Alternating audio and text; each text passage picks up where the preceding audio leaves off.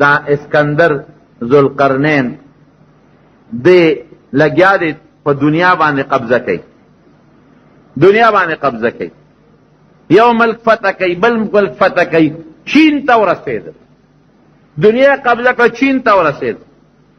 د چین یو شهزادګۍ ډېره زیاته هوښیاره وه، هغې چېرته د تصویر پیدا کړی چې دا څنګه سړی دی چې په دنیا پسې نښتی دی، یو ملک هم فتح کوي یو بل ملک هم فتح کوي. خیر هغه خو د یو ښه مقصد دپاره فتح کوله چې دا ملکونه به فتح کم او اسلامي خلافت او د صحیح طریقې سره به په دې کې د اسلام د احکامو تنفیذ به راشي.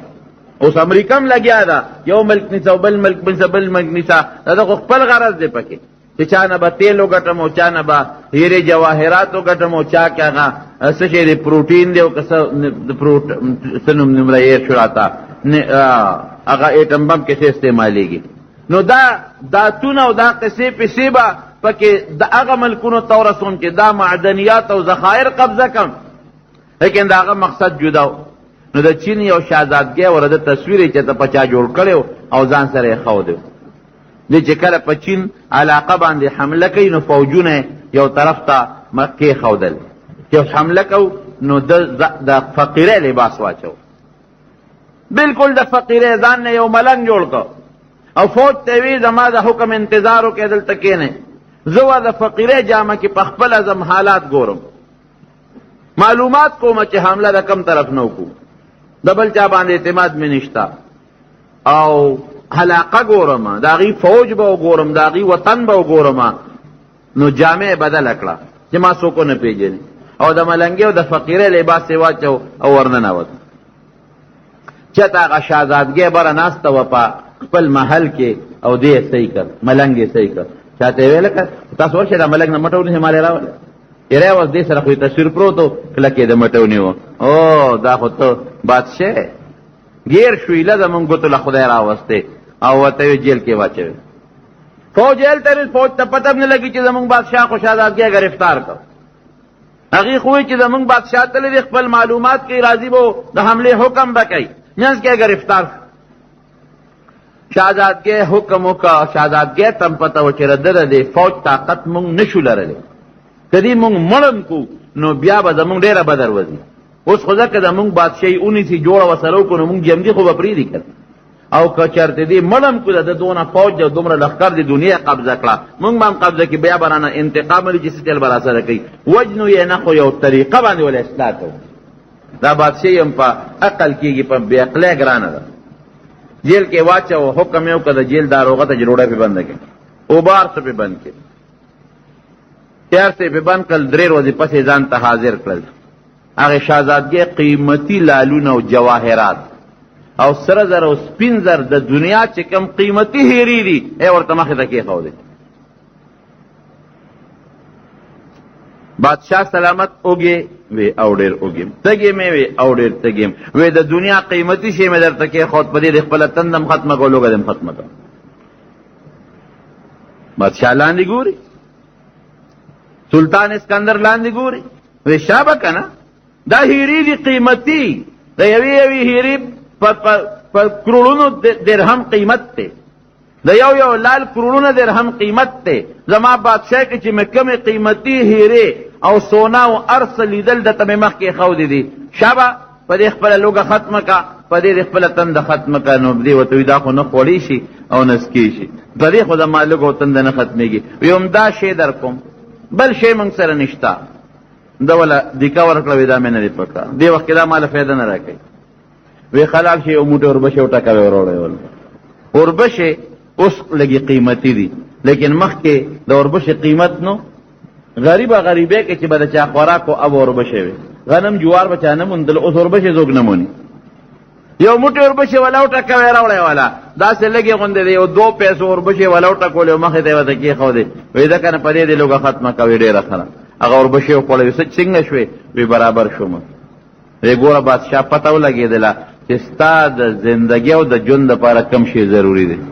دغه هیرې لالونه جواهرات او سره زر که اوربشې وایه وی اوربشې مې ضروري دي.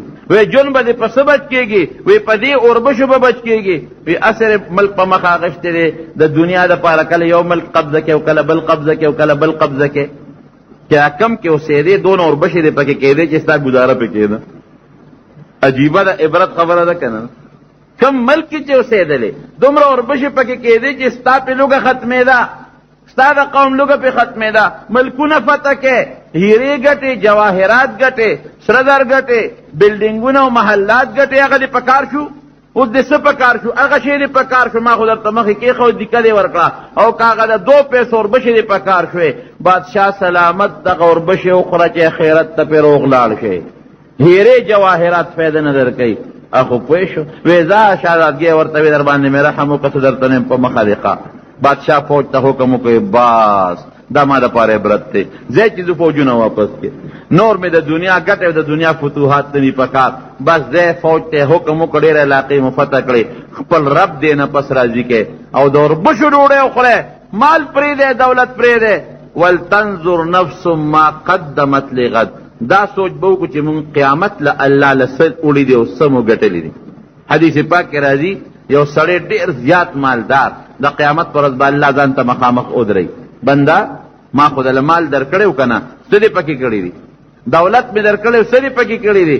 دی وایي الله ما خو پکې دونه تجارت وکړه که نه چې تا ماله 1000 را کړی و، ما ته کورونه درله جوړ کړل. تا ماله 100 را کړی و، ما ته درته اربونه جوړ کړل، بلا بلډینګونه مې ترې جوړ کړل او ډېرې زیاتې مې کړې هغه پیسې، او ته ما پرېږده چې دنیا ته لاړ شم چې دلی راوړم. الله ورته وایي حدیث کې راځي حضور پاک مبارک فرمایي شا پرېږده مخکې وګوره، مخکې دې څه رالیږلي دي. دنیا دې ختمه ده اوس، هغه دنیا دې اوس نشته. ولتنظر نفس ما قدمت لغد. وګوره مخکې دې څه رالیږلي دي، دې به ښي طرف ته وګورې الله مخکې خو څه نشته، مخکې به وګورې الله اسم نشته، ګس طرف ته به وګورې الله اسم نشته. وی شا پرېږده چې مال دې ډېر کړی دی، خو الهاکم التکاثر د دې مال ډېروالي غافل کړی وي د دې مخکې ژوند نه که نه، د آخرت د ژوند نه. وی لاس خپونه به فرښتو ته حکم وکړي وبنیسي او اخر جهنم ته به ورغوزار کړي. رونو مونږ د دنیا مال او د دنیا د مال ګټې، د دنیا جاه منصب او د دنیا دولت او د دنیا حرس او د دنیا مالونو دی غافل کړي او آخرت امیر کړي. حضرت حسن بصری رحمه الله دا یو ډېر لوی شخصیت تیر شوی دی، ډېر لوی شخصیت جناب، دومره لوی سړی تیر شوی دی چې زمونږ د احادیثو استاد دی او په بخاری شریف کې او دارنګې په دې نورو کتابونو کې د احادیث نقل کېږي. او جناب د تصوف په دې پیرانو کې د دې ټولو پیرانو پیر دی، د ټولو په سلسله کې د ده نوم شامل دی. یو زمانه کې تاجر و، زبردست تاجر او ډېر زیات مالدارو، بادشاهانو له به تحفې تحایف وړل. نو د روم یو بادشاه هرقل بلا سامان یې راواغېشت او قیمتي قیمتي څیزونه او یې زه هغه له تحفه وړم. چې څنګه راغې نو بادشاهانو ته خو نیغ په نیغه نزدېکت ګران دی. یو دوست وزیر هغه له هم څه تحفه یوړه، ورته یې وزیر صاحب ماله د بادشاه نه د ملاقات ټیم وله، ما وله څه تحفې تحایف راوړي دي، ملاقات به م ورسره وکړو او تحفې تحایف به م وله ورکړو. وزیر ورته وی چې داسې پروګرام دی چې اوس نه کېږي، بادشاه چېرته روان دی او یو ناشنا سیل دی، ته به م را سره لاړ شئ او چې کله بادشاه واپس شي بیا ستا ملاقات به ورسره برابر کړو. ډېره ښه ده.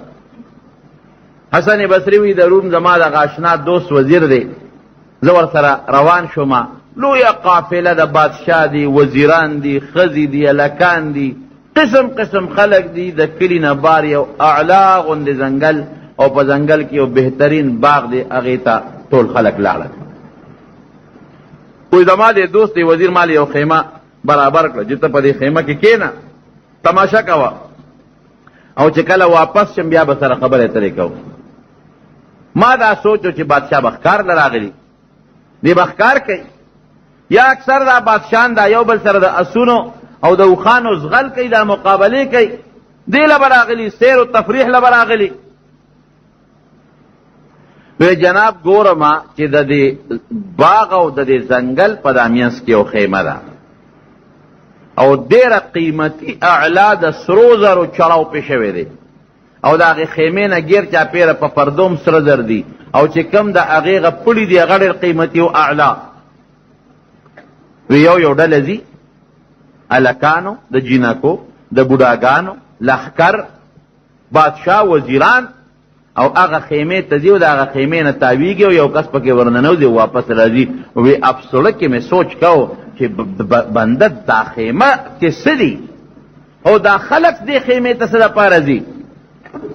وی چې ماسخوتن شو زما هغه دوست وزیر راغی او ما سره کېناست مې چې لکه ما خو سهار نه اوسه پورې لویه تماشه ولیدله خو په دې مې پوه کړه چې دا څه شی دی. یاره سړی وایي زمونږ بادشاه دی خو د هغه یو زوی عمر دی او دې خیمه کې د هغه قبر دی او دا نن د هغه عرس و کال په کال د هغه برسي کېږي عرس کېږي او دا تا چې څو لیدل دا کار کو دا تاسو څو کړل. وی تا ولیدل لومبې چې یو ډله ورله لویه ډله دا د ټول روم طبیبان او ډاکټران او حکیمان دی ورغلل او د بادشاه د هغه خیمې نه چکر یې ولګاو او چې مشر ډاکټر او طبیب و هغه بیا وردن نشو او د بادشاه د هغه زوی خیمه چې زوی قبر کم دی دی هغې ته ورننوت او ورته وي د بادشاه زویه مونږ تا پسې ډېر خفه یو. بادشاه خفه دی مونږ د ټول روم ډاکټري طب او حکمت راوړی دی که په ډاکټرۍ او طب او په حکمت ته جمدی کېږي نو چې څومره خواري د مونږ یې کوو مونږ کوشش کوو چې تا جمدی کو چې بادشاه خوشحاله شي خو افسوس د مرګ مرض داسې مرض دی چې هغې مرض په چاو لګي نو په طب او په ډاکټرۍ واپس دا بیماری نه ځي. داسې درونو که نه ده یو بیماری ده چې هغه دا ناقابل علاج ده چې هغې ته بوډاپه وایي بوډاوالی چې راغی سړی ځوانېږي نه او دویم مرګ چې راغی نه د ډاکټر بچ کولی شي نه د ساینسدان بچ کولی شي نه د امریکې او د بش د عارضي مجازي طاقتونه بچ کولی شي خبره ختم. نه ډاکټر ورته وایي هغه مشر طبیب چې افسوس د مرګ مرض داسې مرض دی چې د هغې علاج چا سره نشته دا بیماری چې راله سړی ته واپس نه خلاصېږي مونږ بې بسه یو. سلام علیکم. وی ورپسې دویمه ډله تا ولیده چې ورننوته هلکان او جینکې او خشتخ کل لباس والا او په ځان یې د کالو انبارونه جوړ کړي هغې ورغلل چې د بادشاه زویه مونږ په تا پسې ډېر زیات خفه یو او مونږ د ټول روم حسن راوړی دی.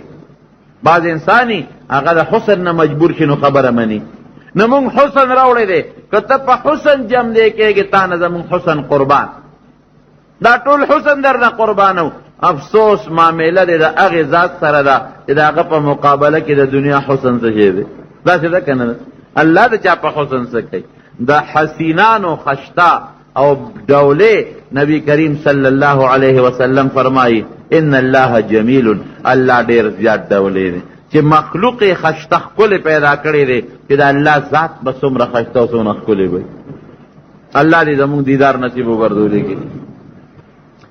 نو هغه ذات سره د معامله ده چې د هغه د چا په حسن څه او نه د مرګ نه خشته بچ کېدی شي او نه تې بدرنګ بچ کېدی شي چې ټیم راغی خشته په هلکانو کې که حسندار هلک دی او که جینۍ ده که د 20 کالو کې ډز ورکه او که 40 کې ډز ورکه او که 80 ته ورسېدل بعضې وخت کې حسین او خشته زر مړ شي او بدرنګ 100 ته ورسېږي دا فرق هم پکې نشته. مونږ بېوسه یو نو مشر چې کم پکې خشته انسان هغه یو سلام علیکم واپس ته راځي. وی بله ډله دې ولیدله دا سپین ګیري هغې ورلل ای د بادشاه زویه مونږ راغلی یو جرګه م راوستې ده ځکه بعضې وخت کې انسان د جرګې نه مجبوره شي مونږ جرګه راوستې ده که ته په جرګه باندې جم دی کېږې نو مونږ الله له جرګه راوستې ده ولې چې مونږ هم در پسې خفه یو بادشاه هم در پسې ډېر زیات خفه دی. افسوس د مرګ داسې یو شی دی چې هغې په جرګه هم سړی دی نه خلاصېږي که ډېرې جرګې م ورته وکړې که نه کلا اذا بلغت التراقیه وقیل من راق وظن انه الفراق والتفت الساق بالساق الى یوم څنګه دی الى ربک یومئذ المساق. کله چې مړی ته ساره وخېږي که نه نو خلک وایي من راق هلکه څوک تعویزګر شته که نشته دمګرې ولا وګوره چې دم پې واچي چې جوړ شي. والتفت الساق بالساق، بس بیا پنډی د پنډی سره ملو شي، پنډی د پنډی سره ملو شي او سا د مرۍ نه وځي. او وظن انه الفراق، دلته علما لیکي چې ځوان د یقین په معنا دی. د پوره یقین راغی چې بس پلار نه لاړم، زوی نه لاړم، رور نه لاړم او د کور نه ووتم، بیا په دې کور زما واپس قدم نشته. داسې ده که نه؟ دا سړي ته اله لګي، دا مړی کور کې وشي سړي تار سره یاد. والد صاحب زمونږ چې کله جنازه ایستله یو عجیبه کیفیت په ما راغی، دغه لږ ساعت کې دا الله را طرف نه جنازه چې وته خولې نه مې دا لفظ ووته، الله دې معافي وکړي. ما وې باس نن نه دې اوت واپس په دې دروازه بیا نه راځي. داسې ده که نه ده؟ کم کور چې چا جوړ کړی دی او د مرګ په قدم ته اوت، دغه کور له بیا واپس نه راځي، باس ختم. هغه خپل بستر پاتې شو، هغې له بیا واپس نه راځي. خو د مرګ جنازه چې اوتله باس دا اخري وتل دي، دوباره بیا د خپلو بچو لا، د خپل پلار لا، د خپل رور لا او د خپلې ښځې لا او د خپل خاوند لا د انسان دوباره نشي راتلی. خبره ختم. د مارونو ډېره لویه د افسوس خبره ده، مونږ غافل یو. الهاکم التکاثر، غفلت کې پراته یو. بهر کیفو وی چې هغه دغه ورته وایي چې هغه بوډاګان چې مونږ جرګه راوستې ده، په جرګه بعضې وخت کې انسان حاجت پوره کړي. افسوس معامله د مرګ دی د هغې ذات سره ده چې هغه د مرګ په مسله کې جرګه هم نه مني. وی بیا داسې خلق ورلل چې هغې قیمتي اعلاهارونه، قیمتي جواهرات په کاسو کې نیولې او د دولت انبارونو والا خلق ورلل. بادشاہ سلامت زویا ته مړې او مونږ در پسې خپه یو، مال هم راوړی دی. که ته په رشوت جم دی کېږي د ټول روم دولت تانه قربان. افسوس مرګ او د مرګ معامله هغې ذات سره ده چې په هغې سړی په پیسو هم نه کېږي. بیا وی تا ولیدل چې یو چاقو چوبن لښکر لګیا دی، هغه خپل سلوټونه وکړل، ورغلل. بادشاه زویا مونږ لښکر راوستی دی، جنګ کوو ستا دپاره، ځانونه وجنو چې ته واپس جم دی شې، مونږ هم خفه یو، بادشاه هم در پسې خفه دی. افسوس معامله د هغه ذات سره ده چې د هغه په مقابله کې د دنیا لښکر د ماشي برابر قیمت نه لري. داسې ده که نه؟ لښکر یو سکند کې چې الله وغواړي هر څه به دړې وړې کړي، برباد به کړي. بیا بادشاه ورغې سره د وزیرانو، بچې ما خو اره وسه وکړه، ما حسن راوسته، جرګه مې راوسته، ډاکټري مې راوسته او طاقت مې راوسته، لوی لښکر او د هغې نه علاوه مال دولت مې راوړه. خو افسوس او افسوس چې د مرګ نه واپس جمدې کېدل شته دی نه، نو زه څوک مونږ بې بسه یو. آینده کال پتا زمونږ سلام دی، کال پس به بیا راځي. حسن بصري وایي دی دا قصه کوي دا وزیر صاحب، او زه دې سوچ کې پرېوتم چې واقعي مونږ خو د دنیا د مال غافل کړي، دا خو حقیقت دی. سړی چې د ځمکې لاندې شو دا خو حقیقت دی، نه مال بچ کولی شي، او چې کوم مال یې ګټلی دی هغه ته پاتې، نه عزت بچ کولی شي، نه علم بچ کولی شي، او نه د دنیا دا بنگلې بچ کولی شي، او نه د دنیا دا کلاشنکوف بچ کولی شي، او نه ډاکټري بچ کولی شي. دا خو سړی چې واقعي لاړ بس خو لاړ، خدای خبر تا سره ملاقات کیږي او که نه او چې کله به کیږي. ته هم مسلمان مړ دی او تم مسلمان مړ شوی، ممکن د ملاقات به وشي یو وخت کې، او که هغه کافر لاړ الله دې وساتي، یا هغه مسلمان تلی طور پسې کافر لاړې، خو بس همیشه دپاره دروازه د ملاقات بنده شوه. څه پته لګي د زندګۍ، څه پته لګي د خاتمې، څه پته لګي. پروردګار دې زموږ خاتمه بل ایمان وګرځوي.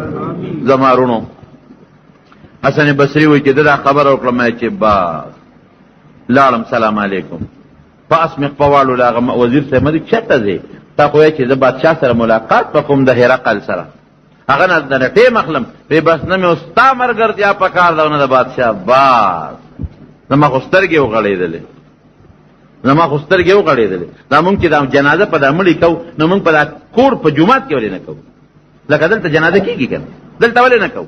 مقبرې له به ځو.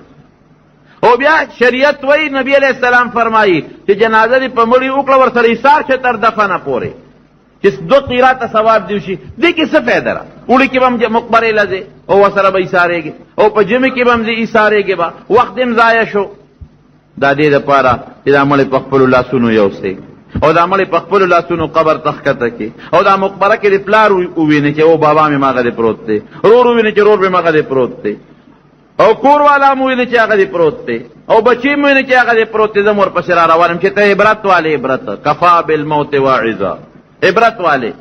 نو حسن بصري عبرت واغشت چې عبرت یې واغشت څه ته جوړ شو. جناب یو د ده په علاقه کې یو سړی دی ابو عمر، یو ګناه ته شو، قرآن ته هیر شو. قرآن یادول ګران کار دی، قرآن یادو ساته ګوري. قرآن یادول مستحب دی، سنت دی، یاد ساتل فرض دی، واجب دی. یادولو کې دومره ثواب نشته لکه چې په یېرولو کې څونه ګناه ده. نو قرآن ته هیر شو. چې قرآن ته هیر شو، اوس هم چې داسې څه مسله پېښه چې خلک یو عالم پسې لاړ شي، یو نیک سړي پسې راشي. دغه زمانه کې حسن بصري نیک سړی ولا راغی صاحب قرآن نه یې دا غلطي مې شوې، دا ګناه مې کړې ده. نو دا بزرګانو په خوا به د علماو بزرګانو سړی لغوندې کړاو چې لږ یو کړو م چې آینده دپاره داسې نه کوي. وی لاړ شه مکې مکرمې ته، هلته یو جومات دی په مینا کې، مسجد خیف ورته وایي، خیف بني کنانه دغه علاقې نوم دی. هلته زما یو استاد ناست دی، هغه ته ووایه دعا به درله وکړي، الله به درته قرآن دا یاد کړي. دی پیاده لاړ، صاحب د بصرې نه عراق نه ځه، دا خو بلا مزل دی. مکې مکرمې ته ورسېد. دی پخپله وایي چې مکې مکرمې ته ورسېدم، بیا هغه مینا هغه جومات ته لاړم، وایي د مازدیګر وخت نه لږ مخکې ورسېدم. وایي چې ورسېدم نو هغه چې کوم سړی راته خو تپوس مې وکړ د نوم چې دا محراب کې ناست دغه سړی. وایي ما وایي چې ودرېږه دا خرش دی، څوک ته دعا غواړي، څوک ورسره لاس میلاوي، ملاقاتونه شروع دي، ودرېږه چې مونځ وشي زه به ورشم. وی یو سړی راغی د مانځه نه مخکې سپین څادر یې په سره چولې، خو ما ونه پېژن، ما ته شا وه، ده سره یې لاس میلاو که واپس لاړ. وی چې ما مونځ وکړه، زه ورغلم ورته کېناستم، ما ورته خپله مدعا ووایي چې صاحب د عراق د بصرې نه راغلی یم، ما نه قرآن شریف حافظ م عمیق قرآن مې هېر شوی دی، ګناه شوې ده او ګناه مې توبه ایستې ده، او ته د خدای دپاره ما ته کلمه وښایه، وظیفه وښایه چې ما ته الله واپس هغه قرآن را یاد کړي. وی دا زما د په زنګون د الله تاسې خو درې، وی دا سر داسې اسمان ته اوچت کړه، او چې سر یې راښکته کړي، ما ته چې سوچ وکړه، وی چې سوچ مې وکړه قرآن مې یاد و، واپس الله را یاد کړی. تپوس یې رانه وکړه چې توبه دې مضبوطه ایستې ده که نه؟ ما چې او صاحب بس زه معافي غواړم، بیا به نه کوم دا ګناه چې مې کړی ده پستومان. وی ما ته وی چې عراق نه چا راولېږلې؟ بصرې نه. مې چې صاحب حسن بصري. یاره وی په حسن دی الله رحم وکړي، په دنیا کې زه خلکو کې مشهور کړم. تا وختي دا سړی ولیده، دا چې د مانځه نه مخکې سپین څادر والا ما سره میلاو شو، جومات نه وته. مې صاحب ومیلید خو ما ته شا و، مې نه پېژن، خو تعجب مې په دې وکړه چې دې سړي مونځ ونه کړه او د جومات نه د مانځه نه مخکې ووته. وی دا حسن بصري و که نه؟ دا حسن بصري و. د هر مانځه نه مخکې د عراق د بصرې نه دلته راځي او ما سره ملاقات کوي، د جمع مانځله بیا ځان بصرې عراق ته رسوي. دیس باندې عام سړی د دې دنیا د سوټو دا مازغه چې را چا په عقل کې وي، هغه خو دماغ عقل ته ګوري. ډېر خلک خو د عقل د وجې نه ګمراهان شوي دي. هو دا کم ځای کېږي، دا جي د عقل کم ځای مني. طوی الزمان او طوی المکان دا لوی باب دی، لوی دروازه ده، لوی باب دی چې بعضې وخت انسان ته الله یو کرامت او شرافت ورکي، لږ ډېر کار په لږ وخت کې او ډېر کار په لږه زمانه کې او په لږ وخت کې کول، لکه نبی کریم صلی الله علیه وسلم چې په لږ وخت کې په سکنډونو په حساب کې بیت المقدس ته یا معراج ته رسېږي. دا د انسان خپل اختیار هم نی، الله لکې واچوي. دې ته کرامت وایي. کرامت د سړي اختیاري نی، الله کله وغواړي چې صادر کړي، چې ونه غواړي نه صادرېږي. نو چا دې تپوس وکړو دې مرتبې ته په څو رسېدلې؟ وی دې مرتبې ته هغې د بادشاه د زوی د مرګ په عبرت راورسېدلو. زمارونو دنیا ګټل ګناه نه ده، بالکل ګټه. رزق حلال ګټل عبادت ته په دا نوټ هم درته لیکلي دي، او دا مفهوم دی د حدیث. حلال رزق ګټل او خپلو بچو له روزي حلاله ګټل بېشکه کوه، او جومات به جوړ کې، لار به جوړه کې، غریب سره امداد به وکې، حج به وکې، عمره به وکې، نور چې اسم نی د بل د سوال نه خو پې بچې که نه، د بل د احتیاج نه خو پې بچې که نه. چې جامه دې پې ځان له واخېسته او د جامه کې لمونځ وکړې، دې کې دې ثواب دی. او که کور ته دې بچو له بینګلی راوړې، ټماټر دې راوړل، هم دا نیت کوه چې دا ثواب ګټم. نبی علیہ السلام فرمایي کمن وړی چې د ښځې په خوله کې اچې، دې کې دې اجر او ثواب دی. هر شي چې غوټه کور ته وړې لکه دا وایه دا ثواب ګټم صدقه کوم په دې خپلو بچو په دې ښځه دا فرض صدقه ده د هغې ثواب د نفلي نه زیات دی. نو مال دولت ګټل ګناه نه د حضرت عثمان ته مونږ عثمان غني وایو دا غني لفظ ورته مونږ لقب یې ښودی دی. حضرت عثمان ذو النورین رضی الله عنه د ډېر مال دولت خاوندو. تبوک غزا کې 3 میستې لښکر سامان ټول د مهیا کړی دی. عبدالرحمن ابن عوف د ډېر لوی مال دولت خاوندو. لیکن رونو مال او دولت د آخرت په مقابله کې مقصد به نه ګرځي. بس که د آخرت ګټه راله مال بال ته قربانې او که کوم ځای کې د الله او د رسول دا ستا مال پکار شو چې زکات ورکا دا د هغه پکار دی ضرور به یې له ورکا. حج در باندې فرض شو دا د هغه پکار دی چې دا مال ولګوه. جومات جوړېږي یا لار جوړېږي یا بل مسکین ګاونډي دی یا یتیمانان دي دا هغوی غریبانان دي دا د الله پکار دی دی له ورکا. نو بیا به دا مال باندې بروسه نه ساتي دا به هلته قربانې. زما رونو ولتنظر نفس ما قدمت لغد. یو سړی دی دا سوچو کې مونږ دې ته ګورو چې څونه مال به د مرګ نه پس پاتې شي مانه په دې کې مونږ ټول پراته یو. څو بنګلې به والم او څونه موټرې به والم او څونه کارخانې به والم او څومره جایدادونه به والم دا خو تا نه پاتې دي که نه.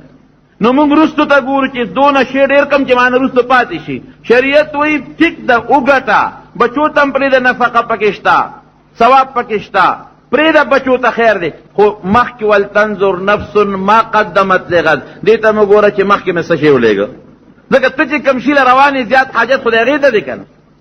نو ما د ابو هریره رضی الله عنه خبره درته ونه کړله چې د مرګ په وخت کې جلل او ورته وایي ملګرې ولې جاړې د خپل دوست سره محبوب سره ملاقات دې کېږي وی سفر ډېر اوږد دی سامان را سره کم دی. نو چې حضرت ابو هریره دا وایي نو مونږ پکې کم کوجاګان یو. زما رونو دنیا ګټه حلاله حرامه نه ګورئ. نمبر 1 وګټه دنیا بچولم ورکه نفقه وګټه نصوتم وګټه بچولم وګټه ممنوع نه دی خو اخرت لا مخکې ځان لولېږه چې کوم خواته ور روانې هغه لار ځان ته خشته کا. د نبی کریم صلی الله علیه وسلم په زمانه کې یو صحابي دی راغې سوال یې که سوال رونو ګورې حرام دی. نبی علیہ السلام مبارک ورته آواز کوي دی خوا راشه دا سوال ولې کې. حضور پاک مبارک فرمایي چې کم سړی په دنیا کې سوال کوي د قیامت پر ورځ به د ده په دې مخ د غوښې ټوټنې اډوکې به ښکاري او دا سوالګرې سړی په دنیا کې هم ځان له مخ زخمي کوي ځکه خلکو ته بې حیا غوندې ښکاري او په آخرت کې ما درته وو چې تش اډوکي پنجرۍ او غوښه پکې نی دا به څومره بدشکل او بدنما ښکاري. الله دې مو ساتي. زمونږ بعضې خلک په دې کوڅو کې دا ملنګان ګرځي کچکول وسري او د خلکو نه خیر راغونډئ سوال کوي خیر غونډئ او زمونږ خلک بعضې خلک ورته په ډېر لوی نظر ګوري. هلکه شریعت ته به ګورو د پیغمبر علیه السلام وینا ته به ګورو. کم سړی چې سوالګر دا حرام خور دی چې سړی حرام خور شو او سوال کوي دا لوی سړی د کم ځای نه شو. کم سړی چې سوال کوي او د کوڅو نه خیر راغونډئ او چغه وایي خیر راکې او کچکول په کچکول دا حرام ګورې نه حلالېږي چې ګنې کچکول کې دې واچو نو دا به حلال شي او که نه کچکول کې دې نه اچولې نو دا به مرداری او نه د یو زیارت او د یو نیک سړي په نوم ګورې حرام حلالېږي. دا وی دا پیر بابا کچکول دی او د هغه دپاره غواړم او څوک وایي دا د کاکا صاحب دی او څوک وایي دا د اټک بابا دی او څوک وایي دا د کوواټ بابا دی او دا راکې او کوڅه په کوڅه کچکول غونډئ د اچا په نوم هم حرام نه حلالېږي. دا یاد ساتئ دا زما خبره نه ده دا د حضور پاک مبارک د وینا معنا مې درته ذکر کړه. که حرامو باندې سړی د دنیا کلمې وای او ته په حرامو د دنیا د الله نوم والی او د پیغمبر نوم والی او د نیکانو اولیاء او صالحینو نوم والی ځان دې نورم برباد کړ. نو کم سړی چې کوڅه په کوڅه ګرځي چا سره بیزو د شړنګی او ګډی او چا سره بل شی د شړنګی او کوڅه په کوڅه د زیارت نوم اخلي او حرام مال د سوال راغونډی او مونږ ټکې نه کوي چرسونه سکي دا د خدای په نید مردار دی. دا نیک عمل حلال خور نه، دا حرام خور دی، دا پیسه مرداره پیسه ده. نو هغه سړي سوال کو، نبی علیہ السلام ورته کور در څخه رسه نشته، شا به لاړ شه ورشه کور در که رسه دي. نو یو زوړ څادر و شړی او یو زوړ د لرګي جامو دی راوړل. نبی علیہ السلام مبارک وی دا به ما نه څوک والی، خرڅولې ولا. یو صحابي وی دا صاحب ظالم په 1 روپۍ په 1 درهم. نبی علیہ السلام وفرمایل من یزید، دا روپۍ نه به زیات څوک ورکي بولی پې کوله، لکه زمونږ دا خلک چې بولی کوي، دا بولی جایز ده. بل صحابي وی صاحب دې پې نور سامان هم واخله، وی قسم دی چې دا حلال مال چې تا په خپلو لاسونو وګټه، دا د هغې حرامو نه د الله په نزد ډېر بهتر دی، د کم په وجه چې د قیامت په ورځ به ستا په مخ د غوښې یو ټوکړه هم ني. یو بل صحابي دی ګوره حلالو کې ډېر بې برکتي، عبدالرحمن ابن عوف رضی الله عنه چې مدینه شریفې ته حضور پاک مبارک هجرت وکړ، نو یو انصاري او یو مهاجر یو بل سره رونه کړل، رورولي ولا جوړه کړه. د مدینې او د مکې د خلکو رورولي جوړه کړه. وی چې ستا مړ شي نو میراث به دې دیګ ورې وړي، او که دې مړ شو میراث به یې توړې. نو د مکې مهاجرو سره سو چې د هغې نه به هغوی میراث وړی، خو د مدینې انصارو قسم دی او حد وکړه د رورولۍ. دې چې کم صحابي سره رور کړی او ته وی وی ته خو زما رور شوې، نبي علیہ السلام زما رور کړی. وی او وی ښه نو زما مال د سره نیموم، غوټ نیم بس زما مال ستا شي او نیم به زما شي. او وی 2 مې ښځې دي، نو راشه یوه پکې خوښه که، دا نه چې کومه مې ناخوښه د هغه دله در کوم، ته پکې خوښه که. زه بس دی بچي بس الله خوشحاله، زه بس گزاره کوم. 2 ښځې مې دي، یو پکې ته خوښه که، نو چې کومه پکې ستا خوښه شوه زه به طلاق ورکم، ابه ستا شي. د دې نه زیاته قرباني بله کیدی شي؟ سوال نه پیدا کېږي. او ته څه وایي؟ وی یو په ست ښه ښکاري او بل وی په نه خوراک ښه ښکاري. هسې نه چې ته ورته ست وکړې وایي ښځه دا خو ډېره ښه خبره ده، به دا یو پکې زما خوښه ده، دې له غړز ورکوه. یو سړی وي دریاب نه پورې غاړه ناست و، ډوډۍ وله راغلی و، او بل د دریاب نه بلې غاړه کې و. نو د خو دا خیال و چې دریاب نه هغه نه خو دې راتلی نه شي، پول خو شته نه. هلکه وی ډوډۍ خورې، هم د نر بچو ټوپ ورسره ویې پړسو او د پاسه پې راسور شو او د دې خواله راغی. چې راغی وی کم ځای کښېنمه، وی زما پر یې خولې د پاسه کښېنه چې تا ته ما ست وکړ. نو یو په ست ښه ښکاري او بل په نه خوراک. نو هغه ورته ست وکړه چې مال د سره نیموم او ښځې مې 2 دي، نو یو به طلاقه کم، خو چې ستا پکې کومه خوښه او تا ته به په نکاح کم. او ورته څه وایي؟ وی بارک الله فی اهلک و مالک، وی ستا په دې کور په دې ښځه کې او په دې مال کې د الله برکت واچوي. دلونی علی السوق، ما ته بازار وښایه، زه په تجارت پوهېږم چې ځان له څه تجارت پیدا کړي. لاړ بازار یې ورته وښو، الله وله ګټه ورکړه. ګوره د حلالو برکت ده. یو څو ورځې پس د حضور پاک مبارک سره ملو شو، نو په جامه باندې د ښځو رنګ و، د ښځې چې کم په واده کې کومه خوشبویي او رنګ پورې کوي هغه په جامه لګېدلی و. حضور پاک خو پوه شو چې دا خو صحابي دی، په ناجایزه خو به ښځې ته نه نږدې شوې. هلکه وی داسې دي؟ وی صاحب واده مې کړی دی. وی کم دی؟ وی په انصارو کې. وی ولیمه دې کړې ده او که نه؟ اولم ولو بشاتن، وی یو ګډ ولیمه وکړه، که نور دې وس نه کېږي یو ګډه لال کا. صحابه ډېر بې تکلفه ژوند دی. ګوره حضور پاک مبارک سره صحابو څونه مینه وه، ځان به یې قربانو او وعدې دی او نبي علیه السلام ته یې هم غږ نه دی کړی. بې تکلفه واده دی.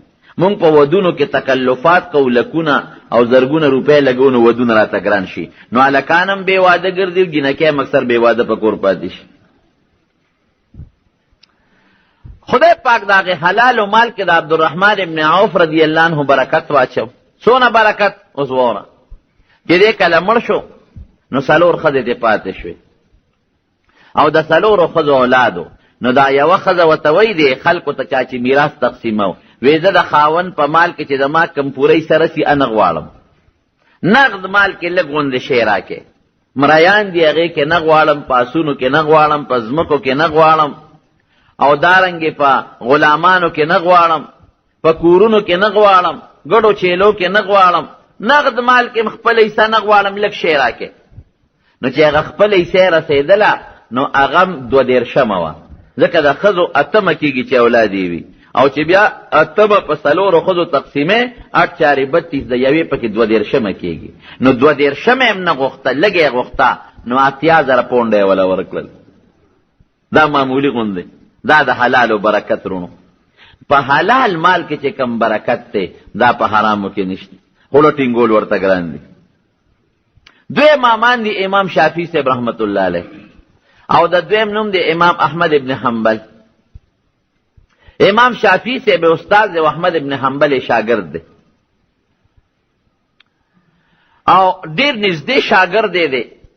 او امام احمد ابن حنبل غوندې د زمانې ولی الله اوزبرګ په دغه زمانه کې بل نو، ډیر نیک انسانو.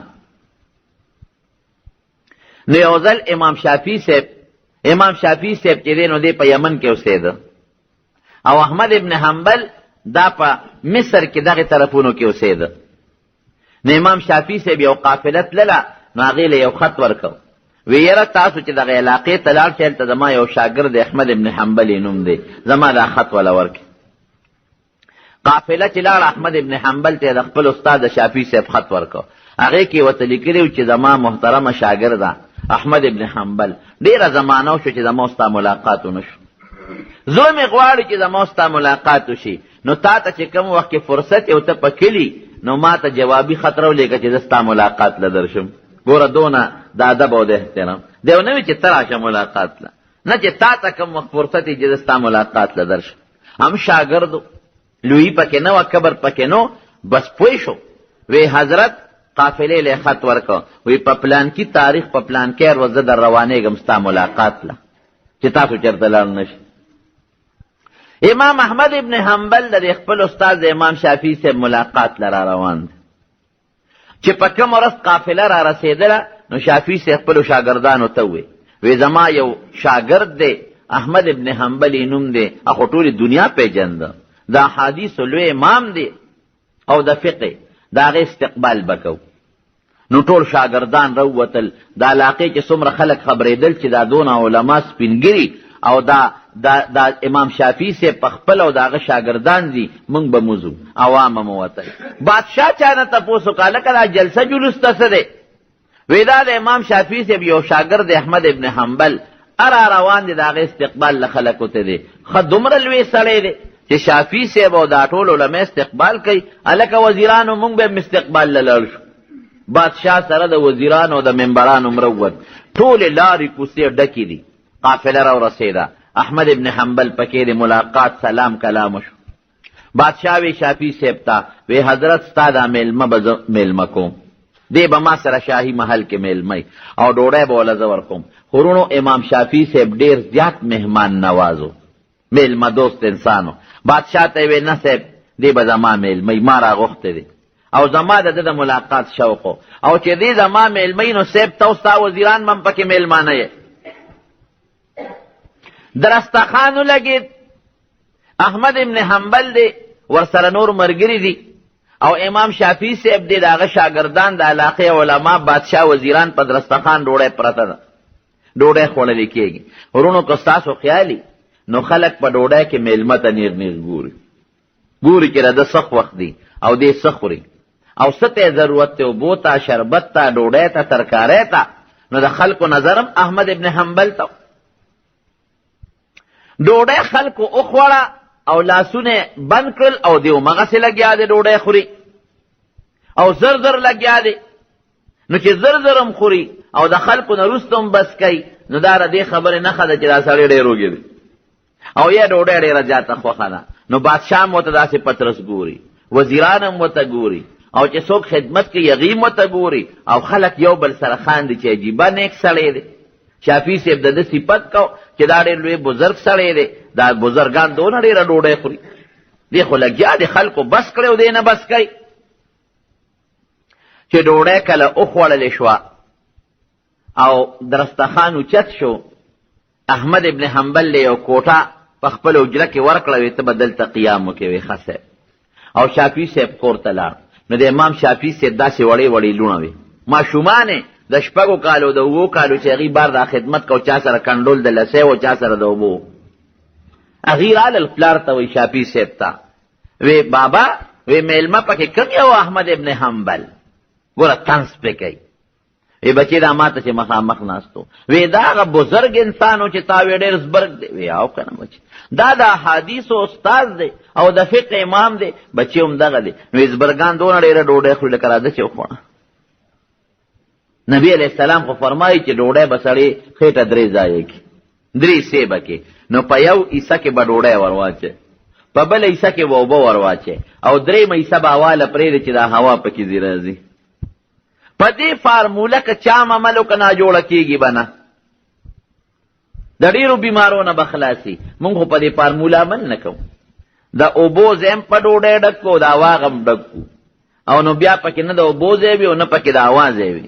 نو د جومات په پول د یو سل نه بل سره پورې غړو رارغړو، او خاص ګرمي کوي چې په سب کې ته بل ملګري تنګي. او بیا په رمضان کې تراوله څوک چته وتی شي، یاره جینو بس ډېرې اوبه مې څکلې دي، شربت مې څکلی دی، نو نشم وتی، نو ودرېدې نشم. هغه شربت پې زیاتي وي، شی پې کوړه مې کوړه. ګوره رمضان را روان دی، احتیاط کوئ. نو دا ډوډۍ څوک دا ګوره د سنتو دورو د حضور پاک مبارک ته نږدې زمانه وه. نو ماشومان جینکې په سنتو پوهېدی. نن مونږ لوی خلک مولیان او طالبان او شیخان او صوفیان هم د سنتونو نه یو خبر. هغه ماشومان جینکې وې او د سنتو خلاف ورزي شو د پیغمبر علیه السلام. قسم دې په هغه سنتو هغه جینکې خفه وې. بابا دې تعلیم وای دا د سنتو خلاف ورزي وکړه، دونه ډېره ډوډۍ وخوړه او ډوډۍ دونه زر زر وخوړه. ګوره حضور پاک مبارک وی ډوډۍ به زر زر نه خورئ، په قلار قلار به خورئ. شخوند به پې ډېر وی چې دا ډوډۍ پوره معده شي، چې معدې ته ورسي چې په اسان هضم شي. سوځېدلې ډوډۍ به نه خورئ، حدیث پاک کې راځي. اوس ډاکټران وي سوځېدلې مه خورئ، وجود ته نقصان ورکوي. ډېره ګرمه ډوډۍ به نه خورئ. نبي علیه السلام فرمایي دا ټولو باندې که مونږ په احادیثو نظر وکړو. هغه یو سړی تلی یو حکیم مدینې شریفې ته، هلته یې دکان جوړ کړ. څه موده یو مریض نه راته، تپوس یې وکړم، وی ستاسو په دې علاقه کې مریض نشته؟ ما خو دکان کړی دی، اړو څوک رانهلل. وی نه مونږ کې خو مرض نشته. وی ولې؟ وی مونږ د پیغمبر علیه السلام په دې قرآن شریف په دې یو آیات عمل کو چې کولو وشربو ولا تسرفو، خوراک کوه او اسراف پکې مه کوه، او بس کا په اسراف پکې مه کوه. خوراک کم کو او به کم اسکو، بیماری کم ده. نو مونږ د نبی علیه السلام په سنتو عمل نشته، نو خراب خوراکونه خورو او بې ځایه حرام خوراکونه خورو. هغې راله په وجود کې 100 بیماری پیدا کړي دي.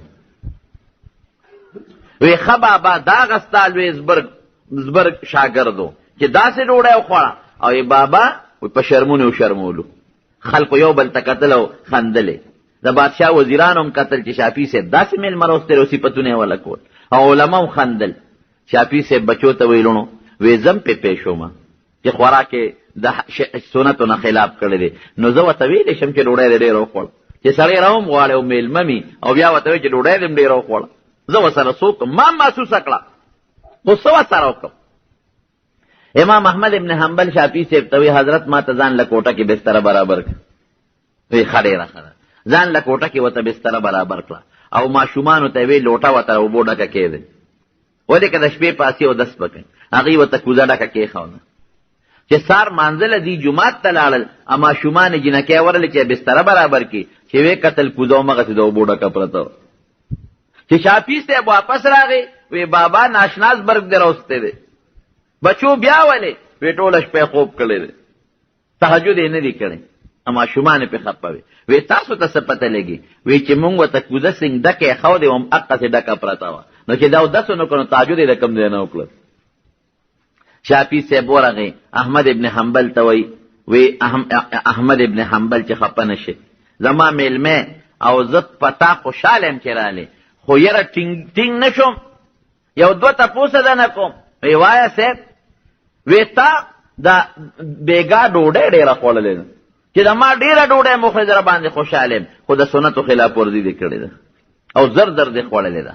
ما له خپلو ماشومانو جینکو لوڼو پیغور راک او خلکو یو بل ته اشارې کول، او دویم دا چې بېګارې تهجد نه دي کړی.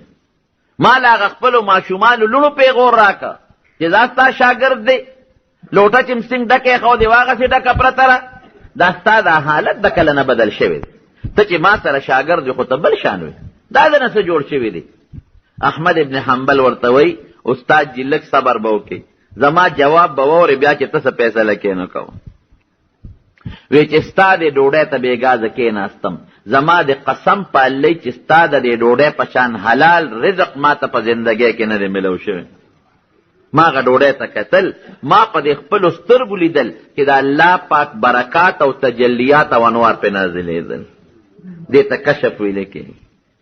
دا په دې سترګو هغه څیزونه ویني چې هغه عام خلک نینی، د زړه په سترګو ورته ښکاري.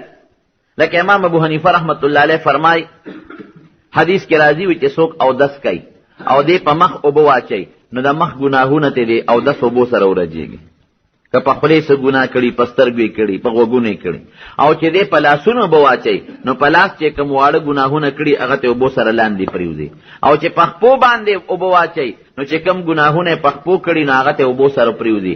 امام صاحب وایي دا ګناهونه مونږ ته په سترګو ښکاري چې غورځېږي. ګوره ګناه خو په سترګو نه ښکاري، خو دا یو کشف شو. یا شاه ولی الله صاحب د دې حدیث لاندې لیکي چې نبی علیہ السلام فرمایي کله په یو انسان یو مصیبت نازلېږي، وی دې دوا وکړي، وی هغه دوا اوچته شي، هغه مصیبت سره ډغره ووایي، مصیبت په شا کي. نو شاه ولی الله صاحب وی مونږ ته په سترګو ښکاري، وی مصیبت را رواني او چې دوا وکړو وی دوا راته ښکاري چې دې هغه مصیبت له ډغره ورکړي نو واپس یې کړي. دې ته کشف ویل کېږي. نو احمد ابن حنبل شافعي صاحب ته وی قسم په الله که په زندګۍ کې مې ستا د دې حلال طعام په شان طعام چې ته لیدلی د الله تجلیات او انوار او برکات پې نازلېدل، مې چې احمد نن د حلاله ډوډۍ مونتې ده او څومره ډېره چې خوړې شي وخوره. نو ما په دې وجه ستا ډوډۍ زر زر خوړه او ډېره مې خوړه، په دې غرض مې خوړه چې داسې حلال رزق مې چېرته لیدې نو مونتې مې نو. او صاحب هغې حلال ډوډۍ په ما کې دوه صفته پیدا کړل، یو د علم او یو د عمل. ګوره مونږ چې ډوډۍ وخورو نو بیا ګرځېدی نه شو، مونږ نه شو کولی، او اسویلي کو اوږده اوږده، دا ولې ډوډۍ کې فرق دی، ډوډۍ کې لانجه ده. او حلال خوراک ته ګوره او صفت پیدا کولو ته ګوره، وی دوه صفت یې راله پیدا کړل، یو د علم او یو د عمل. وی د علم صفت یې راکې دا پیدا کړ چې بېګا مې سوچ کو د قرآن شریف او د حدیثو نه مې مسلې رېستې. ځکه امامان څه ته وایي؟ امام د فقه دې ته وایي چې د قرآن او د حدیث نه مسله راوباسي. وی د یو یو آیت نه او د یو یو حدیث نه مې په سوونو او په زرګونو مسلې راووستې. او عملی صفت یې راکې دا پیدا کړه چې بېګا صاحب ما خوب نه دی کړی، د ماسخوتن په اودس مې د سار مونځ کړی دی، ځکه ستا کوزه او لوټه ډکه پرته وه، ما وله ګوتې نه دي وروړی. دا د حلال رزق د مارونو برکت دی. حلال رزق چې څومره سړی خوري نو جون کې به هم خیري او په آخرت کې به هم خیري. الله به هم ته خوشحالي، فرشتې به هم ته خوشحالي، او مخلوق خدا به هم ته خوشحالي. احمد ابن حنبل په زندګۍ کې یو ځل کور ته راغی، بیبي ورته ډوډۍ کېښوده، چې دن وړی اوچته کړله نو واپس یې کېښوده. وی دا خو حرامه ده، ماله ته د حرامو بدبویي راله، دومره د کشف خاوند. بیبي ورته وی صاحب اوړه تا راوړي دي، مالګه ستا ده او خشاک ستا راوړی دی، نو حرام پکې د کمې راغلی. وی بس ماله ته د حرامو بدبویي راځي نو سوچ به وکړو. او یاد مې شو خمبیره مې د پلان کې کوره راوړې ده، معلومیږي دا چې د خمبیره کې څه چلو، ډوډۍ ونه خوړه. وی داسې وکړه چې دا ډوډۍ کېده او که څوک سوالګر فقیر راځي هغه له یې ورکړه. خو دا ورته ووایه چې احمد ابن حنبل ګورې نه خوري، چې سوالګر به راغی سوال به وکړه، ډوډۍ به یې ورولېږله. وی دا ډوډۍ مونږ کرله احمد ابن حنبل نه ده خوړلې، نو هم داسې سوالګري نه لکه دا زمونږ د زمانې سوالګري چې پنسه د لشلۍ یا د لستوڼه شلۍ په زور یې د نه پېښور کې یو زه په لار روانو چې لکه کوټې غوندې ده، ما د خپې ته چا راټوپ کړی، ماړو خیال داسې پوټینې غوندې سوکلو. خدای پاک ویارېدم چې دا څه شی را پورې وجنګېد، چې مې وکتل خپله لوس چاکلکه نیولې ده او پورې یې ځان ویشا پیسې یې را کوه. ما یې لیک نیک بخته خوښه ده، ما نه خو دغه لاسونه ټول جامې دې ټولې څخه ګنده کړې. داسې کې که یا دا ښځې وي دا پلیتې ښځې، خدای ته زموږ دا معاشره په خیر خلاصه کړي، او د سوال په داسې انداز غواړي چې د ګناه دعوت خلکو له ورکوي. دې ته قتل ګناه دي، حرام دي، دې خلکو له پیسې ورکول حرام دي. دا مونږ په دې پیسو دې سوال سره بلدې کړې چې د ګناه کار کوي او د ګناه په انداز سوال کوي، دې له پیسې مو ورکوي، رټې هم خو دې له پیسې مو ورکوي، دا نورم بلدېږي. نه هغه سوالګر هم داسې نو وی ښه احمد ابن حنبل نه ده خوړلې وی چې هغه نه ده خوړلې زمونږ څه کار دی چې مونږ یې خورو. یو ځل امام احمد ابن حنبل کور تپوس وکړو، وی هغه ډوډۍ چې ما نه خوړه څه شوه؟ وی صاحب نه تا خوړه نه سوالګرو خوړه، مونږ د دجلې دریاب ته وغورځوله. امام احمد ابن حنبل په خپله زندګۍ کې د دجلې د دریاب کب ونه خوړه چې دا ډوډۍ به د کم کب ګېډې له تلي. حالانکه په شریعت کې داسې کب خوړل ګناه نه ده، کب مکلف نه دی، کب ته که حرام خوراک هم واچوي او هغه وخوري او یو سړی هغه کب وخوري نو دله څه ګناه نشته، لیکن دا د هغې احتیاط و، حلال خوراک به یې خوړه او د مشتبې نه به یې ځان ساته. رونو برکت یې سو 100 کرته رب العالمین په خوب کې لیدلی دی، 100 کرته. یو کم 100 کرته چې ولید نو په 100 کرته وی یاره ویړه کې مې یو سوچ راغی که دې 100 کرت مې لولید یو تپوس پتې کوم. څه تپوس پتې کې؟ دا تپوس پتې کوم چې الله هغه شی راته وښایه چې تا ته پې بنده ډېر زیات در نږدې کېږي. نو چې په 100 کرتې الله په خوب کې ولید وی الله یو سوال دنه کوم، وایا هغه شی راته وښایه چې تا ته پې بنده ډېر در نږدې کېږي. وی دا زما په کتاب په قرآن باندې څوک چې د قرآن شریف تلاوت څونه زیات کوي هغه مره به دې ما ته زیات را نږدې کېږي. نو عجیبه تپوس دې کوي بفهم او بغیر فهم. صرف که سړی په معنا پیږي او که پې نه پیږي، ځکه ډېر خلک تلاوت کوي په معنا پوهېږي او د عوام رونه خو چې تلاوت کوي په معنا نه پوهېږي. نو په کومه طریقه چې تلاوت وکړي تا ته د نږدې کېږي؟ الله وی قرأ بفهم او بغیر فهم، که پې پوهېږي او که نه پوهېږي خو چې ژبه پې ړقوي ما ته او پې زیات را نږدې کېږي. دومره لوی شخصیت زما رونو او ابتلاعات هم په نیکانو ګوره ډېر راځي. بعضې وخت یو نیک سړي باندې سازمایش راشي، خلک وایي دا جوړ د خدای قهر او غضب دی. په دې یو لوی ابتلا راغلی و. کومه زمانه کې چې دی و د هغې زمانې چې کوم بادشاه هغه معتزلي و. دا یو خراب عقیده وه د معتزله په هغه زمانه کې. او یو لویه مسله تاسو پې نه پوهېږئ، طالبان او ملیان پې پوهېږي، مسله د خلق القرآن. هغه د بادشاه جدا نظریه وه، د جدا نظریه وه. بادشاه رونیوه او کوړې یې وله ورکولې او په کولو مجلس کې د دنیا په زرګونو خلک دي او د شاګردان هم تللی دي او جاړي خلک چې زمونږ د علاقې لوی عالم او سپینګري شیخ الحدیث د احادیث استاد دله به نن دورې میلاویږي. څوک تماشې له تللی دي او څوک دې سوچ له تللی دي چې دا به څه کېږي، دا ظلم دې سپینګري سره به دا ظلم دومره څنګه کېږي. او رښتیا خبره چې می که نه نو د سپینو ډکو نه الله وایي ما له حیا راځي. او که یو سړی ډېر زیاتې مو کې هلکه ولې تا ورته غږ نه کو، یاره د سپینو ډکو لحاظ مې وله وکړه. د سپینو ډکو خلک لحاظ کوي، د سپینو ډکو سره بوډا سپینګیری او بیا د احادیث استاد. یو روایت کې 6 لکه راځي، یعنی یو قول کې، او په بل قول کې علامه ذهبي لیکلي دي چې د نبي علیه السلام د 10 لکو احادیثو حافظو. قرآن شریف 6.5 آیات دي تقریبا، لکه د هغې نه هم کم. نو تا اندازه لګوه چې څونه قرآن شریفونه به د دې نه جوړېږي، ځکه یو حدیث د آیت برابر دی، بلکې بعضې حدیث د آیت نه غټمي. نو د 10 لکو د نبي علیه السلام د احادیثو حافظ په یادو یاد او قرآن شریف هم ورته په یادو یادو. تاسو اندازه لګوئ چې داسې سپینګیري او لوی عالمي او دې دورې وله ورکوي چې دا به څه حالو. نو جامې یې ته وویستې د غریب نه او یو لنګوټې یې ورته و، په پرتوغاښ یې ورته یو لنګ غوندې وتړو او بره یې وخېجو او جلات ته ویې وهې په درو. شاګردان یې مغالو کې غریبانان ناست دي. نو چې لومبی کوړی ورکړه نو دی وی بسم الله، چې دویمه کوړی ورکړه وی الحمدلله، چې دریمه کوړی وله راوبروله وی چې الله ما له څه لیکلي دي حقه به را رسېږي، د هغې نه زیات نشي را رسېدی.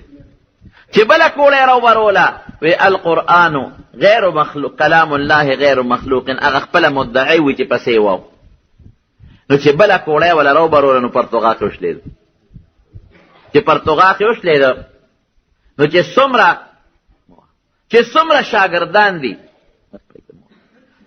شاګردان دي د شاګردانو چغې کړې چې خدایا ځکه په درو باندې دی والی کېږي خو زمونږ وایي مړ پشي نو سړی خامخا مري، لیکن دا خو چې د پرتوغاق اوښتېده او دا لنګوټې ته وغورځېږي، دا غریب خو رسوا شو. تاریخ بس لیکي، خلک بس وایي، او سپینګیري مولا دی او خلکو ته شاده دا خو د ډېره غټه بېعزتي ده. وی دغه وخت کې دا سر داسې اسمان ته اوچت او بیا سر راښکته که، نو وی پرتوګ په خپله اوچت شو، خدای پاک یې عورت ښکاره نه که او د پورې پیوز شو. یعنې پرتوغاق چې کولو شي نو پرتوګ کې سا خو نه ده چې اوچت شي، په خپله پرتوګ اوچت شو، د پورې پیوز شو. په یو کم دېرشمه کوړه بېهوشه شو. بادشاه شاګردانو ته راشي دا ملا صاحب یو صاحب بېهوشه یو. چې کله هوش کې راغی او لږ برابر شو، شاګردانو یې تپوس وکړو، وی صاحب چې دا یو کوړی د لره وبروله او پرتوغاق ته وشلېده، نو په مونږ هغه وخت چې په مونږ کم تېر دی نو خدای دې په دشمن هم هغه وخت نه راولي. او بیا تا سر اوچت که اسمان ته او پرتوګ په خپله اوچت شو، در پورې پیوست شو. دا ولې؟ وی دقه وخت ما سره هم ډېر غم شو. وی ما الله ته سر پورته که او ما وی چې یا رحیم و یا ودود یا ذا العرش المجید، ای رحیم ذاته، ای زما دوست خدایا، ای د لوی عرش خاوند خدایا، ای د لوی بزرګۍ خاوند خدایا، اسألک بعزتک و قدرتک و سلطانک، ستا په لوی عزت او ستا په لوی قدرت او په لوی طاقت او بادشاهۍ د نه سوال کوم. ان کنتو علی الصواب فلا تهتک ستری، که زه په حق یم نو زما پرده خدایا ما اخلي. ګوره بیا هم شرط ولګوه الله سره، که زه په حق نه یم نو چې څه کېږي کېږي به، خو که زه په حق یم نو خدای زما پرده ما اخلي. نو زه په حق وم، الله مې پرده وانه غشته. امام شافعي صاحب رحمت الله علیه چې استاد یې دی، هغه ورته سوال جواب راولېږه احمد ابن حنبل ته. وی صاحب وی دا چې کومو جامو کې تا دورې وخوړلې او ستا د وجود وینه پې پرته ده، دا جامې ماله په تحفه کې راولېږه، خو چې وینه وینځې. استاد یې ولی تحفه کې ولېږلې. شافعي صاحب نه چا تپوس وکړو، وی په دې جامو به څه کې چې دا د وینو جامې د احمد ابن حنبل له غوښتلې. وی زما به دا وصیت چې کله زه مړ شم نو ماله کفن زما ره دې شاګرد په دغه وینو والا جامو کې راکې چې په یو مسله کې دې غریب پکې والی شوی دی. که د قیامت په ورځ زه الله ته مخامخ شم او یا په قبر کې ما نه تپوس کېږي چې څه عمل دې راوړی دی، ویم به چې شافعي سره یې عمل نشته، یو شاګرد مې جوړ کړی او په یو مسله کې په ظلم والی شوی دی او په جامې د عصري وینې پرتې دي، الله دقه مې د نښې دپاره درته راوړی دي. او دا احمد ابن حنبل چې وفات شو، ناشنا خبره درته وکړم، د 40 میلو نه د جنازې له خلک پیاده راغلی دی. پیاده مزل، د سورلو مزل خو د ډېر لرې لرې ځای نه کېده. 40 میله خلکو پیاده مزل جنازې له کړی دی. او جنازه کې خلق څومره، یو یهودي سړی دی، یهودي، هغه ما غځی کچ که چې کوم دی د جنازه شوې وه، همې کچ که، نو بیا مې سړي ودرول د جنازې د صفونو په اندازه لږ ځای کې، چې اندازه ولګوم چې دونه ځای کې دومره سړي راځي، نو چې د جنازه په څومره ځای کې چې دونه څونه راځي، نو چې ما کوم اندازه ولګوله نو 10 لکو کسانو په د جنازه کړې ده. 10 لکه کسان، او عیسایان او یهودیان 10,000 کسان صرف د احمد ابن حنبل د جنازې په لیدو مسلمانان شوي دي. تاریخي خبره چې جنازه ولا وکتله، بس 10,000 کسان به مسلمانان شو. او بیا د قبر خوا کې یو بل عالم خخېده 240 کاله پس، 234 سال پس، 240 کاله پس د قبر خوا کې بل عالم دفن کېده. نو قبر لږ زیات اواله شو، د لحد پکې راښکاره شو. نو تاریخ لیکي وی اقص تازه پروتو لکه تا به وی چې د نن په دې قبر کې کېښودلی شوی دی. دا د علم برکتم، د حدیثو برکتم او د حلال خوراک برکتم شو. د مارونو حلالو کې چې کم برکت دی، د حلالو مثال دله درکم. اوبه دې ته د کوي صفه اوبه دې، لیکن که په دې اوبو کې تا واوره واچوله، دې کې نفت واچول یا دې نو د اوبه نورې نه دیداري شي. دقه رنګیرونو علم دی، که چا سره د قرآن او د حدیثو علم وي، خو یاره حلال خوراک شو ورسره، نو د علم ورسره نور هم مزیدار شي، دا ورسره نور هم خشته شي. او چې حرام ورسره وي داسې شوله که د کوي پاک اوبو کې چې پلیس ساز کې واچي. خدای دې زمونږ حلال خوراک نصیب کړي. دارالعلوم دیوبند کې قاری طیب صاحب لیکلی دي، د یو بوډا سړی و شاجي صاحب باندې مشهور و، دا اصل نه سید و. غیا به خرڅوله. نو چې غیا به کله خرڅ کړه د هغه به دا طریقه وه پیسې به جمع کولې. نو یوه حصه به خیرات کوله، یوه حصه به په خپلو بچو په ځان خرچ کوله او یوه حصه به کېښوده. نو کال پس به چې د هغې نه د غیا به څه پیسې وي چې کال پس به هغه درېیمه حصه پیسې جمع شوې، د دارالعلوم دیوبند استادانو له به یې په هغې ډوډۍ کوله، دعوت به یې کو.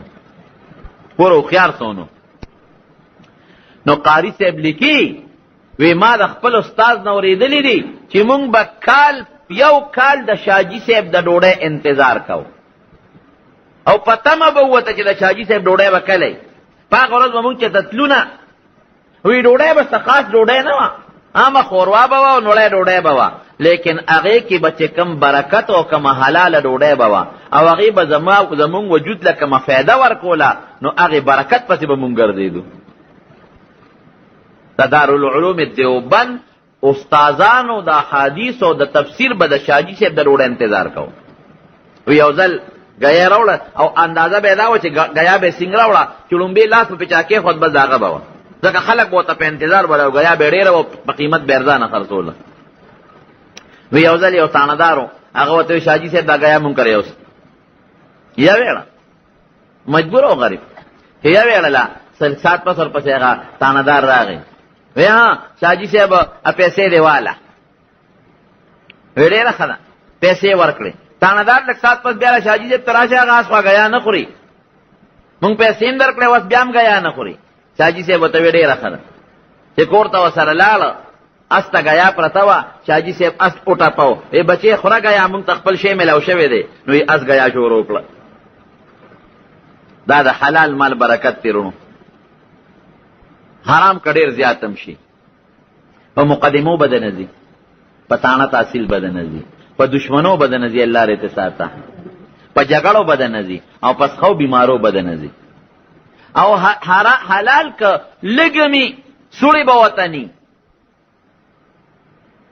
هغسې خوراک به دې نه چې څنګه د حرام خوراک دی. خوراک به د کمزوري خو سکون به پکې وي، اطمینان به پکې وي، خوشحالي به پکې وي، ته به هم خوشحاله بچي به دې هم خوشحاله. نو رب العالمین په قرآن شریف کې چې پیغمبرانو ته مونږ ته فرمایي چې ما په هره زمانه کې خپل پیغمبر ته دا اعلان کړی دی یا ایها الرسل کلوا من الطیبات واعملوا صالحا. تاسو خو نیک عمل کوئ خو د نیک عمل نه مخکې ګورئ حلال خوراک وخورئ او په حلال خوراک کې پاکیزه بیا صفا ستره حلال. انی بما تعملون بس ستاسو چې څه عمل کوئ په هغې خبردار. اصل خو دنیا ته سړی راغلی عمل نه دی، پیغمبر به عمل کوي او د پیغمبر شاګرد به عمل کوي، خو چې خورئ نو حلال مال خورئ. حضرت ابوبکر صدیق رضی الله عنه چې کله خلیفه شو د به کپړه خرڅوله، تانونه په اوږه راواغېستل، بازار ته روان شو. عمر فاروق رضی الله عنه ورغی او د مټې ونې څه کوې؟ وی دا کپړه خرڅوم. وی دا چې ته تجارت کې او بازار کې ګرځې نو د مسلمانانو دا کارونه به څوک کوي؟ وی ښه د مسلمانانو کار چې زه کوم زما بچي به څه خوري؟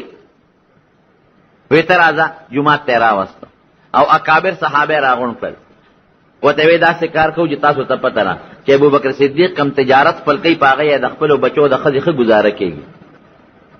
خدا ده که دی هغه خپل کاروبار کوي نو بیا د مسلمانانو کارونه پاتې کېږي، دله تنخوا مقرره نو په شریک یې وله تنخوا مقرر کړه.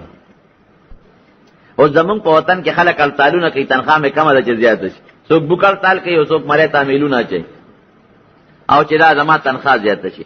حضرت ابوبکر صدیق رضی الله عنه څه کوي؟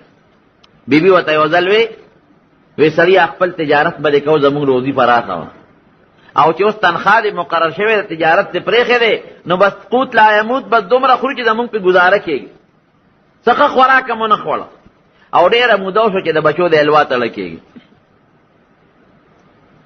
ورته وی ښځې د بچو دپاره خو آخر نشم خرابولی، زه به د بیت المال نه دومره تنخوا اخلم چې ایله زما او زما د بچو ګزاره پې کېږي. یاره که ته راته اجازت کې نو زه به دې بچو له د الوی انتظام وکړم. وی د کوم ځای نه به وله کې؟ وی داسې به وکړم چې ستا په تنخوا کې به لږه لږه بچت وکړم، ډوډۍ به د 3 په ځای 2 پخو، د 5 په ځای به 4 پخو، ترکاری بر 2 کاسو په یو نیمه پخو لګ لګ بچت به وکړو نو د هغې نه به بیا زه څه پیسې جمع کړم نو دې بچو له به د حلوا پخه کړم. زړه یې وته شوې ویده چې داسې کولی شي وکړ. ډېره زمانه تېره شو یو ځل ورته بیبي حلوا کېښوده چې کېښوده وی ښځې دا کم ځای وه وی دا هم په خپله ستا په هغه تنخوا کې لږ لږ بچت کوو ډوډۍ هم کمه کړې وه ترکاري هم کمه کړې وه نو دا پکې بچت و نو حلوا هم پخه کړه وی دې نه خو معلومېږي چې زما په دغې تنخوا نه په کم هم ګزاره کېږي ځکه تا پکې بچت وکړه. بیت المال چې کم متولي و هغه ته یې خط ولیکه وی د ابوبکر تنخوا کې دونه کمې وکړه مونږ ته پته ولګی چې زمونږ د دې نه په کم هم ګزاره کېږي. قسم دې که په دې زمانه کې داسې هېڅوک هم پیدا کړي نه زو نه تو نه بل او نه بل. دا ټیک ته چې هغه زمانې خلک نشي پیدا کېدی او نه هغسې خلک اوس جوړېدی شي خو څه ناسه خو ورنږدې کېدل پکار دي که څه ګزاره خو به کې او د حرامو وبال چې په آخرت کې کم دی. نبی کریم صلی الله علیه وسلم یو ځل په سفر کې صحابو یو اوسې ښکار کړه وینېوله چې وینېوله هغه اوسې نبي علیه السلام پسې زور کو وی تاسو د اوسې را پرېږدئ نبي علیه السلام ته یې را پرېښوده. وروڼو دا لوی باب دی د معجزاتو د پیغمبر دا معجزه چې د عقل نه بار کار د پیغمبر نه الله صادروي. څاروم ګورې پیغمبر علیه السلام سره خبرې کړي اوسې راله نبي علیه السلام ته ودرېدله وی صاحب ستا دې ملګرو زه ښکار کړی م او په یو غار کې زما بچي دي نو دې ته حکم وکړه چې ما پرېږدي چې هغه بچو له پی ورکم بیا به راشم. نبی علیہ السلام ورته مسکی شو وی پتا سید بار دی چې بیا به راشي حالانکه ګورې نبی علیہ السلام د بچو په وخت کې د ښکار نه منع کړې ده چې د بچو په وخت کې به ښکار نه کوې ځکه بچي ضایع کېږي که وی پتا سید بار دی چې ته بیا راشې وی داسې قسم به درته وخورم چې د اسمان د پاسه او د ځمکې لاندې به د هغې نه سخت قسم بل نی. وی هغه څه قسم دی وی که زه رانلم نو ما د قیامت پر ورځ الله د حرام خورو په سب کې پاسئ. نبی علیہ السلام مبارک اوړه چې د اوسې دې خبرې سره وی قسم په الله په رب قسم چې د دې نه خطرناک قسم بل نشته. یې پرېږدی د اوسې چې پرېښه د بچو له پی ورکړل لږ ساعت پس راله وی د خپل قسم لحاظ دې وساته. بیا صحابو ته حکم وکړو بچي دي او د بچو په وخت کار مه کوئ د اوسې خوشې کې پرېږدي. حرام مال نه دې الله ساتي او د حلال د بسیاره دعا د الله په دربار کې کوي. قرآن شریف کې الله فرمایي وی بعض خلق منهم من یقول ربنا آتنا فی الدنیا حسنه وما له فی الآخرة من خلاق. وی بعض خلق صرف دنیا غواړي دی به دنیا به الله ورکړي خو آخرت کې به یې سني. منهم من یقول ربنا آتنا فی الدنیا حسنه وفی الآخرة حسنه وقنا عذاب النار. او بعض خلق دی چې دنیا هم غواړي آخر هم غواړي او د جهنم د اور نه پناه هم غواړي. دقسې خلق جوړ شي.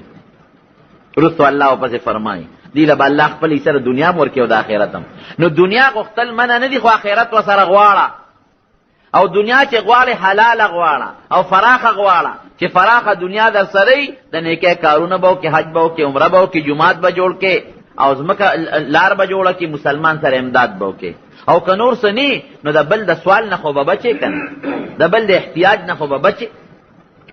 نو مال غوښتل نبی کریم صلی الله علیه وسلم حضرت انس ته دعا کړې ده دا ورسره خادم و حضرت انس مور راوسته وی دا الله رسوله دا انس تا خادم دی دعا ورته وکړه.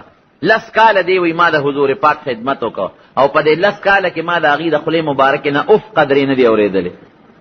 نو دعا یې ورته وکړه اللهم بارک له فی عمره وولده وماله. خدای د ده په عمر کې د ده په مال کې او د ده په اولاد کې برکت پیدا کړي. نو بس خو د حضور پاک دعا وه. نو وی د خلکو باغ به په کال کې یو ځل میوه کوله انس وی زما باغ په کال کې 2 ځله میوه کوي. او وی ما په خپل ژوند کې خپل بچي او نوسي 2 کم سل ولیدل او وی لا نورم انشاءالله چې خدای راکړي. او په عمر کې الله دا برکت پیدا کړ چې د سلو نه عمر اوړېدلی په سر کې او په ګیره کې سپین ویښتنو غاښې یو نو پروت دی. دا د حضور پاک دعا و. نو نبی علیہ السلام به د برکت دعا کوله چې خدای برکت پیدا کړي په مال کې برکت په هغه مال کې پیدا کړي چې حلالي په حرامو کې نه. دعا کوي چې خدای زموږ حلال رزق نصیب کړي. خدای موږ د حرام خوارۍ نه او د حرام مال نه په امن کې وساتي.